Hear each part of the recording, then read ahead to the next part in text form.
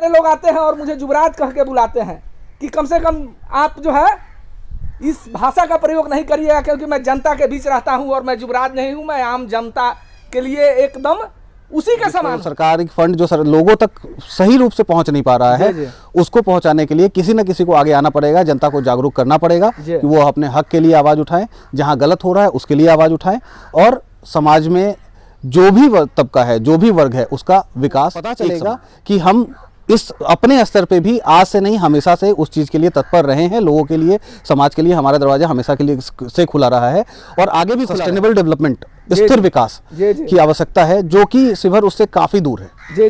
शिवहर में अभी तक शिवहर में पानी निकासी की व्यवस्था नहीं है, बाकी शिक्षा की बहुत जरूरत है। मजदूर का बच्चा मजदूर ही नहीं रहना चाहिए, उसे भी आगे बढ़ने का हक है और उसे भी आगे बढ़ना चाहिए। आप देख रहे हैं IBN 7 बिहार, बिहार का number 1 social media news channel.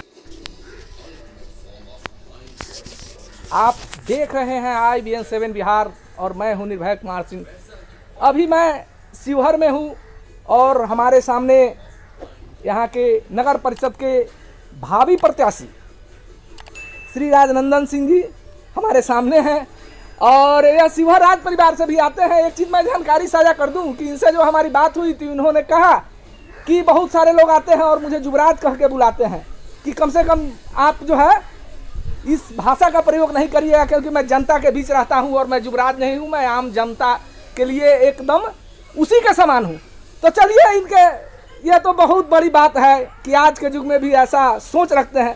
राजन बाबू, आपसे कुछ सवाल होगा, मेरा कड़वा सवाल भी होगा और कुछ मीठा सवाल भी होगा। बिल्कुल स्वागत। तो आइए, स्वागत है आपका कड़वे सवाल से ही कि सर आप बहुत बड़े परिवार से आते हैं और शिवहर राज परिवार से भी आते हैं, लेकिन सर सेवा करने का बहुत सारा तरीका है। आप सभापति में चुनाव लड़ने का कैसे, माने क्या सोच के आप लड़ रहे हैं?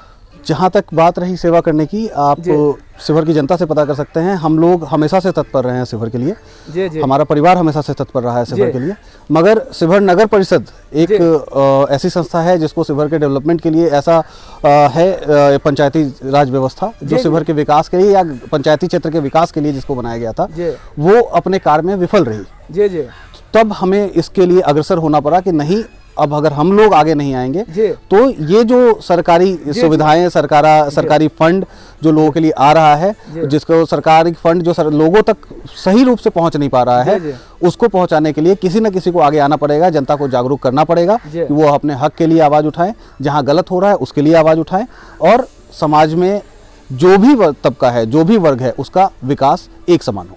अच्छा सर, एक चीज़ बताइए, बहुत सारा तरीका है समाज सेवा करने का, बहुत सारा व्यवस्था है, लेकिन कोई जरूरी नहीं है कि हम राजनीति में आके ही समाज सेवा करें। बिल्कुल, आप एकदम सही कह रहे हैं। आदमी को अपने स्तर से भी जो हो सके समाज के लिए करना चाहिए, जिसके लिए भी हम लोग हमेशा से तत्पर हैं। आप जब समाज में जाएंगे, आप जब लोगों से मिलेंगे, तो आपको पता चलेगा कि हम इस अपने स्तर पे भी आज से नहीं हमेशा से उस चीज़ के लिए तत्पर रहे हैं। लोगों के लिए, समाज के लिए हमारा दरवाजा हमेशा के लिए से खुला रहा है और आगे भी खुला रहेगा। मैं आपको जानकारी साझा कर दूं कि युवा है, इनर्जेटिक है और हाई प्रोफाइल भी है। हाई प्रोफाइल कहने का मीन्स मेरा यह था कि इनका थिंक हाई प्रोफाइल है, सोच हाई प्रोफाइल है और अच्छा शिक्षा दीक्षा भी इनका हुआ है। इनसे जो हमारी बात हुई, हमको नहीं लगता है या रेयर ऑफ रेस्ट है कि जन भावना का जो तमन्ना है इनके अंदर जनता सेवा करने की, यह बिरले देखने को मिलता है, क्योंकि यह जिस परिवार से आते हैं वह राज परिवार है।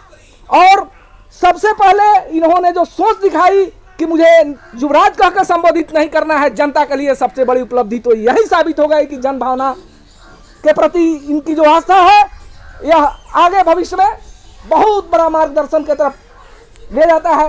राजनंदन बाबू, आप जनता सेवा में और इस बार चुनाव में बहुत सारे लोग आप ही के अड़ोस पड़ोस से भी चुनाव लड़ना इस बार प्रत्याशी हैं, क्या इस बार आप कहना चाहते हैं? अधिकार है सबका, चुनाव में हर आदमी आ सकता है, हर आदमी अपना किस्मत आजमा सकता है। चुनाव में आए, जनता के विकास के लिए आए, एक अच्छे भावना के साथ आए, सबका स्वागत है। अच्छा, एक चीज़ बताइए, आप हमेशा जनता के बीच में रहते हैं और लोगों के सुख दुख में शामिल भी रहते हैं, तो क्या लगता है इस बार अगर चुनाव यहाँ से होता है और सरकार का जो नजरिया बदला है? एक चीज़ मैं जानकारी साझा कर दूँ कि पूर्व में जो सभापति का चुनाव होता था, वार्ड पार्षद जीत के आते थे और वो लोग सभापति का चुनाव करता था, लेकिन अभी सरकार का यहाँ रोस्टर तय नहीं हो पाया। लेकिन सरकार की जो मंशा है कि इस बार जनता के दरबार में आना होगा हम सभी को, तो राजन बाबू जनता के दरबार में तो जाना है, आपको भी जाना है और सबको जाना है। बिल्कुल। तो इस बार आप जनता के दरबार में जाएंगे तो कौन सा मुद्दा है आपके पास जिसको लेके आप जा रहे हैं? हमारा प्रमुख मुद्दा तो भ्रष्टाचार का है। जी जी। हमको भ्रष्टाचार मुक्त नगर परिषद बनाना है जी। साथ ही साथ शिवहर में एक सस्टेनेबल डेवलपमेंट, स्थिर विकास की आवश्यकता है, जो कि शिवहर उससे काफी दूर है। जी जी। शिवहर में अभी तक शिवहर में पानी निकासी की व्यवस्था नहीं है। बाकी बातें तो छोड़ दीजिए, शिवहर बरसात होने पे शिवहर टापू बन जाता है। आपको एक चीज मैं जानकारी दे रही हूँ कि बरसात के दिनों में नहीं, अभी भी आप आके देखिएगा, अभी अप्रैल का महीना चल रहा है या मार्च का, अभी भी आप आके देखिएगा तो यहाँ रोड पर पानी लगा रहता है। शिवहर का विकास यही है कि नाला के नाम पर कुछ नहीं है, यहाँ कहीं कोई नाला और जल निकासी का समस्या वैसे ही का वैसे ही धरा है। तो सर यह जल निकासी जो है यह बहुत बड़ा आपके यहाँ मुद्दा भी है। तो क्या लगता है कि आपको, अगर मान लीजिए सर कि जनता इस बार आपको यहाँ से प्रतिनिधि बना ही देती है, मान के चलिए आप, तो सबसे पहला काम क्या होगा आपका? अगर जनता का आशीर्वाद मिलता है जैसा कि आप कह रहे हैं, तो सबसे पहला काम, मेरा मुख्य मुद्दा है कि हम शिवहर का पानी का निकासी, शिवहर में नाला तो है लेकिन नाला में पानी नाले में ही दौड़ता रहता है। जी। नाले से बाहर निकालने का शिवहर से पानी का व्यवस्था कोई नहीं है, हम उस पर फोकस करेंगे। किसी भी सूरत में शिवहर से पानी बाहर निकासी का कार्य हम लोग संपन्न करवा के ही छोड़ेंगे। आप शिक्षित भी हैं और हाई प्रोफाइल डिग्री भी है आपके पास, तो शिक्षा के क्षेत्र में कुछ कमी आपको नजर आता है? बिल्कुल। जब मैं 1.5 साल पहले भ्रमण में निकला था यहाँ पे, लोगों से मिलने में गया था, लोगों से की राय लेने गया था कि मैं आऊँ या ना आऊँ, तो उस समय जब क्षेत्र में मैं गया तो मुझे सबसे बड़ी कमी जो शिवहर में लगी, या फिर मुझे यहाँ के हर क्षेत्र में यही लगती है कि अशिक्षा की वजह से लोग जागरूक नहीं हैं।